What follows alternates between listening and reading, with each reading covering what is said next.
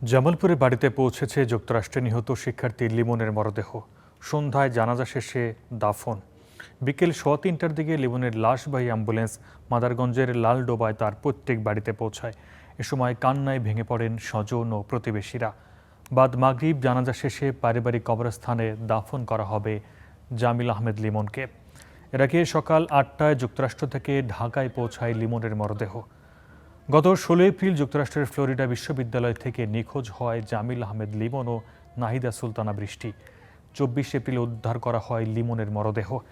এ ঘটনায় লিমনের roommate Hisham Abu গারবিয়াকে গ্রেফতার করেছে যুক্তরাষ্ট্র পুলিশ।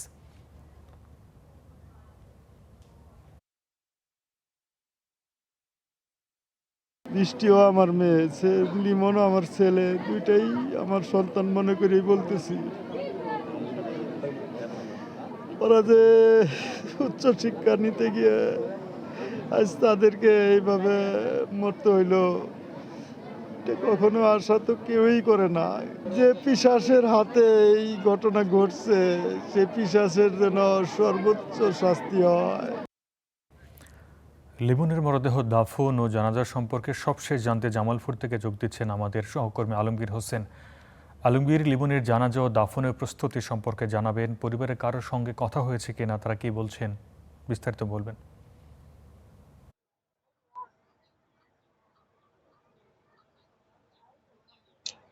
আরিফ, আজ সকাল থেকেই কিন্তু আমরা নিহত শিক্ষার্থী জামিল আহমেদ লিমনের বাড়িতেই অবস্থান করছি। আজ সকাল থেকে যখন আসলে মানুষ শুনেছে যে আজ লিমনের মরদেহ গ্রামের বাড়িতে আসবে, তখন থেকেই কিন্তু মানুষ এখানে আসলে ভিড় করছেন। তার আত্মীয় স্বজন, এলাকাবাসী কিন্তু এখানে ভিড় করেছেন। তো আজ বেলা 3টা 10 মিনিটের দিকে কিন্তু লিমনের যে মরদেহ লাশবাহী যে অ্যাম্বুলেন্সটি, তা কিন্তু বাড়িতে প্রবেশ করে। এরপরেই কিন্তু আমরা দেখতে পেয়েছি যে এখানে তার আত্মীয় স্বজন থেকে শুরু করে তার মা বাবার মধ্যে একটি কান্নার রোল পড়ে যায়। আমরা এখনো, আপনি দেখতে পাচ্ছেন যে আমার পাশের যে এখানে যে অ্যাম্বুলেন্সটি রয়েছে, এই অ্যাম্বুলেন্সের মধ্যেই কিন্তু এখনো কফিনবন্দি হয়ে নিথর দেহ পড়ে রয়েছে লিমনের।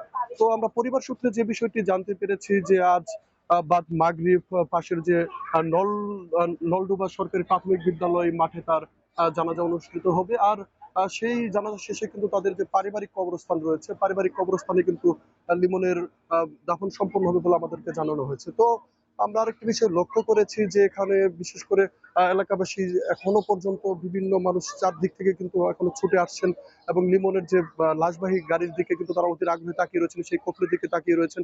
তো বিশেষ করে যে এখানকার যারা স্থানীয় যারা রয়েছেন, তারা যে বিষয়টি বলছেন যে লিমন কিন্তু ছোট থেকে খুব মেধাবী একজন শিক্ষার্থী ছিলেন।